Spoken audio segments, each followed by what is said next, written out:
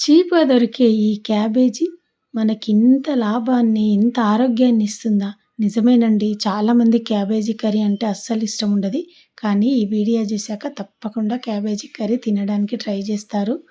చాలా చాలా పోషక విలువలున్నాయి. అలాగే నేను వండే చిట్కాలు గూడంగా కొన్ని కొన్ని మీతో షేర్ చేసుకోబోతున్నాను. తప్పకుండా వీడియో స్కిప్ చేయకుండా చూడండి. ముందుగా అందరికీ నమస్కారం. వెల్కమ్ టు మన పరిచయం. నేను మీ ఉమ.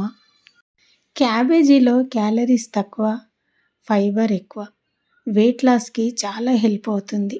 జీర్ణక్రియ బాగుంటుంది. ఫైబర్ ఎక్కువ ఉండడం వల్ల స్టమక్ క్లీన్‌గా ఉంటుంది. రోగనిరోధక శక్తి పెరుగుతుంది. విటమిన్ సి ఎక్కువగా ఉంటుంది. ఇమ్యూనిటీ స్ట్రాంగ్ అవుతుంది. చర్మం అందంగా ఉంటుంది. యాంటీ ఆక్సిడెంట్ వల్ల స్కిన్ గ్లో అవుతుంది. గుండె ఆరోగ్యానికి మంచిది. కొలెస్ట్రాల్ తగ్గించడంలో సాయం చేస్తుంది. క్యాన్సర్ రిస్క్‌ను తగ్గిస్తుంది. కొన్ని కాంపౌండ్స్ బాడీని ప్రొటెక్ట్ చేస్తాయి. తక్కువ ఖర్చుతో ఎక్కువ పోషకాలు. సులభంగా వండుకోవచ్చు. సలాడ్, కర్రీ, ఫ్రై అన్నింట్లో యూజ్ చేయవచ్చు. ఇలా పెసరపప్పు వేసి వండితే ఇంకా చాలా చాలా మంచిది. క్యాబేజీని వండేటప్పుడు మనము ఎక్కువగా ఉడికించకూడదు. ఒక కుక్కర్‌లో వేస్తే 2 విజిల్స్ చాలండి. ఎందుకంటే క్యాబేజీ మెత్తగా ఉడికితే స్మెల్ వస్తుంది. కర్రీ టేస్ట్ పోతుంది.